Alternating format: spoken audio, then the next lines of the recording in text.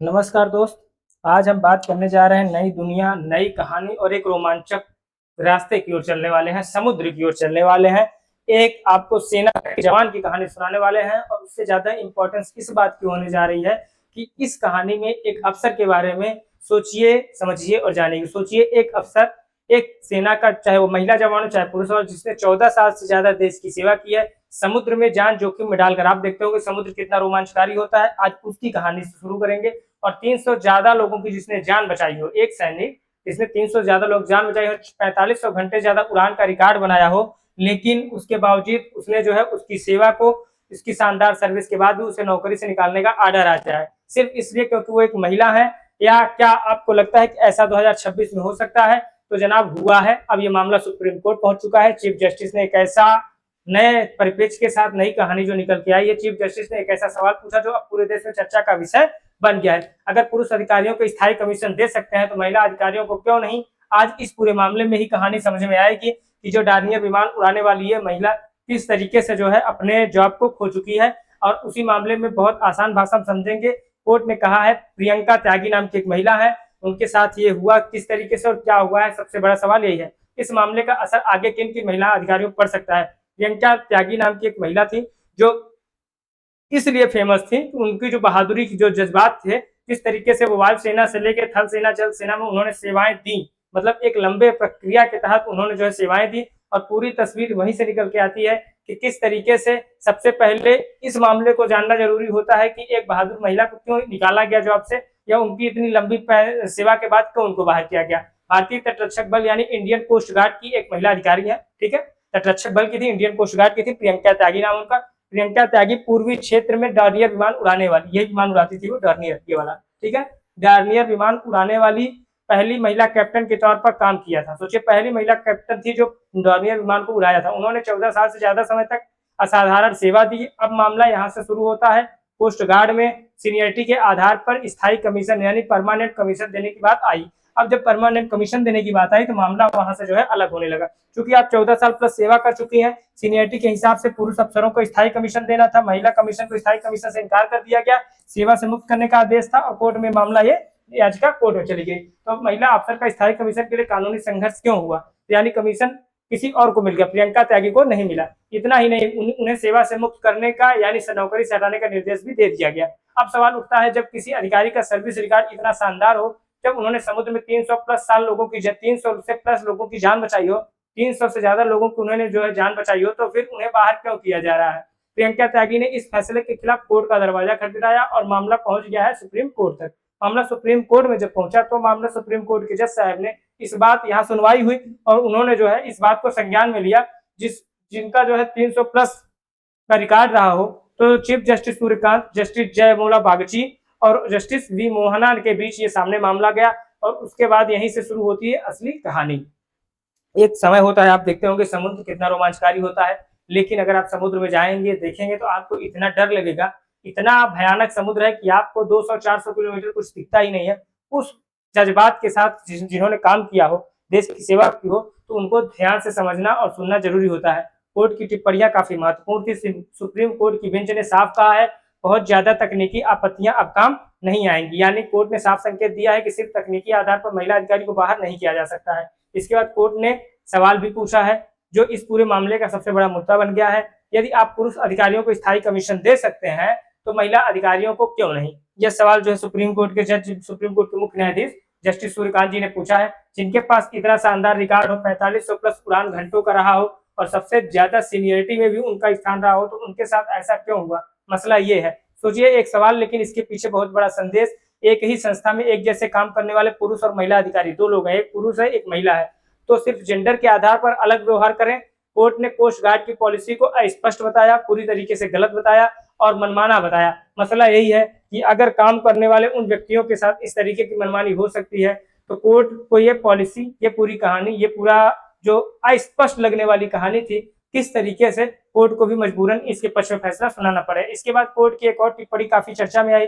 जिस प्रकार से जस्टिस सूर्यकांत ने इस पूरे मसले को देखा, कोर्ट ने कहा पूरी कोशिश इसे खारिज करने की है। कल आप कहेंगे कि लंबाई सही नहीं है, कल आप कहेंगे वजन कम नहीं है, वजन ठीक नहीं है, तो इसको जो है किस तरीके से आदमी समझेगा? भारतीय तटरक्षक बल का ये जो है लोगो है, किस तरीके से आप जो है इसको निर्धारित करेंगे। और जस्टिस सूर्यकांत, जस्टिस बागची और जस्टिस मोहना की बेंच ने इस फैसले को सुनाया हुआ है। अगर पुरुष अधिकारियों को स्थायी कमीशन दे सकते हैं तो महिला अधिकारियों को क्यों नहीं दे सकते हैं, यह मुख्य विषय वहां से निकल के आया था। पॉलिसी को बताया अस्पष्ट और मनमाना। जज साहब ने अगर आज एक कारण बनाया गया तो कल दूसरा कारण बनाया जा सकता है, इसके बाद तीसरा कारण, यानी अगर सिस्टम की सोच में भेदभाव हो तो बहाने कभी खत्म नहीं होंगे। ये किसने कहा? जस्टिस सूर्यकांत ने कहा।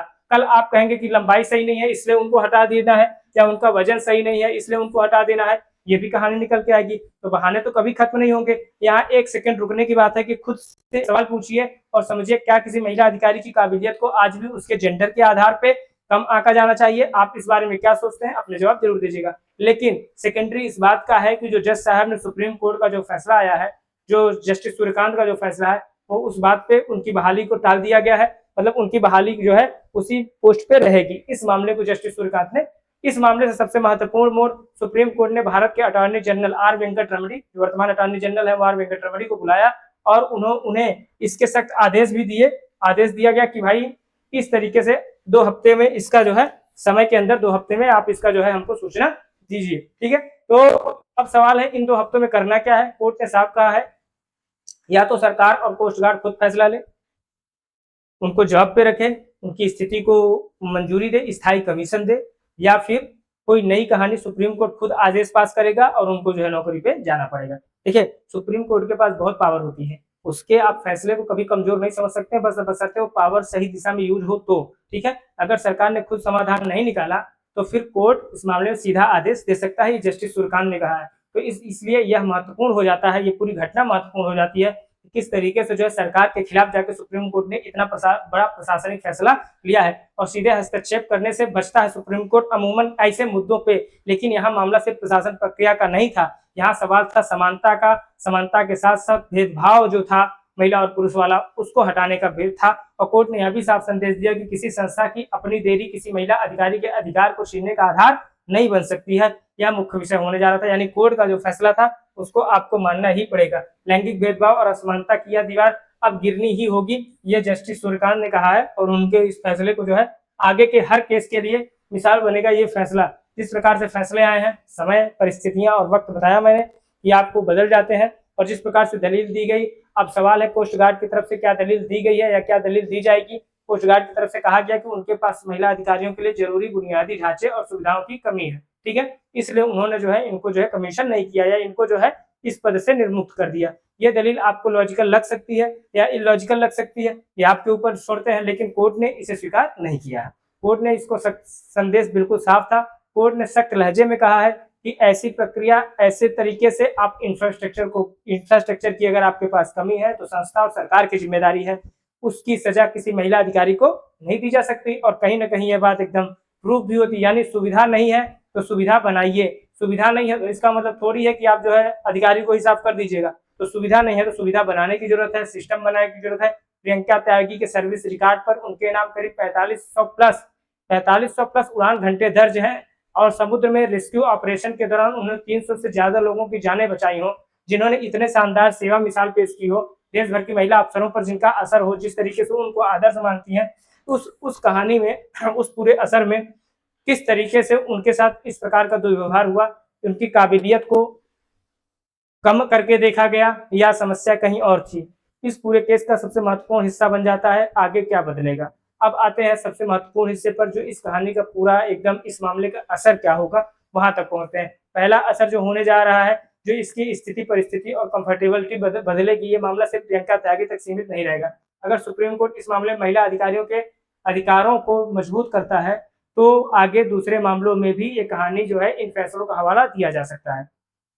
कहानी साफ है, निष्कर्ष भी साफ है कि किसी भी महिला अधिकारी के प्रति आप जो उस संस्था का दुर्व्यवहार लाखों लड़कियों के लिए एक नया भरोसा जो बनने जा रहा है, उसके लिए जो है इस प्रकार से ये प्रेसिडेंट बन सकता है, यानी एक महत्वपूर्ण निर्णय बन सकता है। दूसरा असर जो इस पे होने जा रहा है, भारतीय सेना में भी महिला अधिकारियों को स्थायी कमीशन देने को लेकर पहले कई महत्वपूर्ण मामले सामने आ चुके थे और आ रहे हैं, आगे आएंगे। ये मामला उस पूरी कानूनी दिशा को और मजबूत कर सकता है।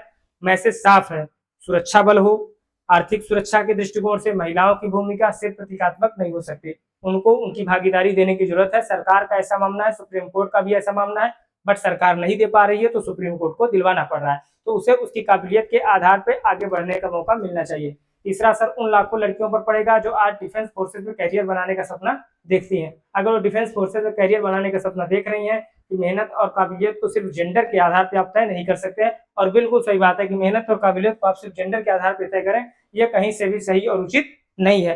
ये कहानी यहीं आप महिला को इस आधार पर नहीं आ सकते कि जेंडर या असर किस प्रकार से होगा। प्रैक्टिकल नजरिए से देखा जाए, सरकार के सामने इस मामले में आगे कदम उठाने का सवाल प्रैक्टिकल था। अगर सरकार खुद समाधान निकालती तो मामला एक दिशा में जाएगा, और अगर ऐसा नहीं होता है तो सुप्रीम कोर्ट आगे अपना आदेश दे सकता है, और सुप्रीम कोर्ट का आदेश है तो सख्त जो है मानना ही पड़ेगा, उसके अलावा कोई दूसरा रास्ता आपके पास नहीं है। इसलिए इस केस का अगला अपडेट काफी महत्वपूर्ण होगा, लेकिन चूंकि सुप्रीम कोर्ट का आर्डर है तो आपको आदेश मानना ही पड़ेगा। अब थोड़ा बिगर पिक्चर के रूप में अगर देखेंगे तो समय, परिस्थिति और सोच जो है, वो जो जज साहब ने कहा हम उनकी बात को रखेंगे कि वो ये सोचते हैं कि ये महिला है, तो हो सकता है कि उस सक्षमता के साथ कार्य न कर पाए जिस तरीके से एक पुरुष अधिकारी करता है। ठीक है, मामला ये है। अब चूंकि आज बड़े पिक्चर में देखेंगे तो आज भारत में महिला फाइटर पायलट है, सही बात है। महिला नौसेना महत्वपूर्ण जिम्मेदारियां संभाल रही महिलाएं हैं, और भारतीय तटरक्षक बल में भी महिला अधिकारी हैं, अपनी क्षमता साबित कर रही हैं, अपने आप को जो है पूरी तरीके से जो है प्रूफ कर रही हैं। इसलिए मुद्दा सिर्फ एक अधिकारी का नहीं है, मुद्दा यह है कि क्या हमारी संस्थाएं महिलाओं को पुरुषों के बराबर अवसर देने के लिए तैयार हैं। ये मेन कहानी है। मुख्य मुद्दा ये वास्तव में तैयार है कि नहीं है, क्योंकि इस पूरी कहानी में, इस पूरे प्रेडिक्शन में इस बात की जिम्मेदारी होती है कि किस प्रकार से अगली पीढ़ी के लिए सस्ता, थोड़ा आसान, और हर ऐसे कानून जो जीत की अगली पीढ़ी के लिए रास्ता थोड़ा आसान करती जाएंगी, ऐसे कानून की जरूरत है, ऐसे नियम की जरूरत है। तो आज इस पूरे कहानी में ये बात समझा गया कि चाहे वो महिला हो, चाहे वो पुरुष हो, चाहे वो महिला अधिकारी हो, चाहे वो पुलिस अधिकारी हो, जिसने 14 साल 15 साल सेवा की हो, उसको आप कैसे निर्मुक्त कर सकते हैं, उसको आप कैसे सेवा मुक्ति दे सकते हैं। हजारों घंटे जिसने आसमान में उड़ान भरी हो, सैकड़ों लोगों की जिसने जान बचाई हो। और स्थायी कमीशन की बात की जाए तो स्थायी कमीशन की बात आई तो उन्हें बाहर के जाने का सामना जो है करना पड़ रहा है।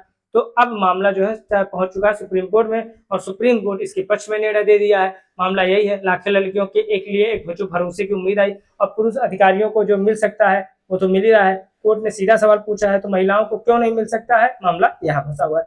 आपसे जानना चाहता हूँ कि क्या आपको लगता है कि सरकार खुद प्रियंका त्यागी का जिस प्रकार से निर्णय आया है, क्या सरकार खुद इस मामले को समाधान निकालेगी, या फिर मामला सुप्रीम कोर्ट के आदेश तक जाएगा? मामला यहीं तक है। सुप्रीम कोर्ट के हर निर्णय जस्टिस सूर्यकांत, सुप्रीम कोर्ट के 53 नंबर के मुख्य न्यायाधीश है, इसको भी आपको याद रखना है कि सुप्रीम कोर्ट के 53 नंबर के मुख्य न्यायाधीश है जस्टिस सूर्यकांत। तो इस पूरे कहानी में अगर इस पूरे सेक्शन को आप देखेंगे तो मामला ऐतिहासिक दृष्टिकोण से बहुत बड़ा है, और आने वाले समय में यह निर्णय जो है इतिहास में मिसाल बनने के लिए माना जाएगा। लेकिन जो तटरक्षक बल है, कोस्ट गार्ड है, उसने भी स्थायी कमीशन देने की परमिट दी थी, लेकिन मामला कहाँ फंसा था? सरकार के पास।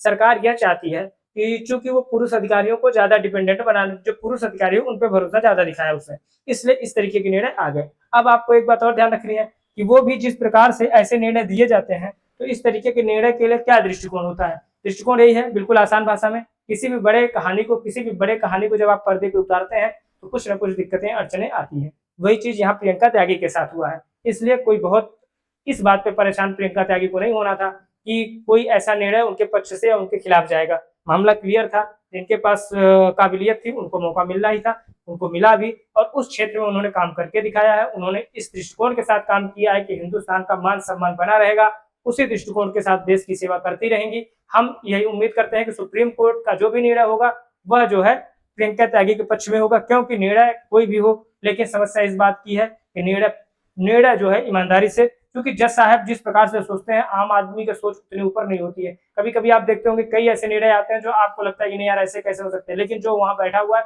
वो हमसे आपसे 1000 गुना ज्यादा समझदार है, इसीलिए वो वहां पे बैठा हुआ है। तो इस बात का भी ध्यान रहना होगा। और सेकेंडरी जो सबसे मूल बात है कि आप पूरी तरीके से यहाँ करंट अफेयर्स या आगामी सत्र में जो नए एनालिसिस है उसके लिए आप जुड़ते हैं, देखते हैं, आपको खबरें अच्छी लगती हैं, क्योंकि आप तैयारी भी कर रहे हैं, पढ़ाई भी कर रहे हैं, और आप जानकारी भी लेना चाहते हैं, और अदर भी आप जो है तैयारियों के साथ जुड़े हुए हैं, तो आपको इस बात का ध्यान रखना है कि आप अगर नहीं भी तैयारी कर रहे हैं, नहीं भी पढ़ाई कर रहे हैं, तो भी आप इसको देखिए। नॉलेज कभी भी बेकार नहीं जाएगी, उस बात को भी ध्यान में रखना है। तो आप जुड़े और इस परिवार से, आभास लेसन परिवार से जुड़े, और अपने आप को जो है चैनल को सब्सक्राइब कर ले, ताकि हम जो कुछ भी आप तक बताएं, जो तक पहुंचाएं, तो आप तक वो पहुंचे। तब तक के लिए धन्यवाद, नमस्कार, जय हिंद, जय भारत।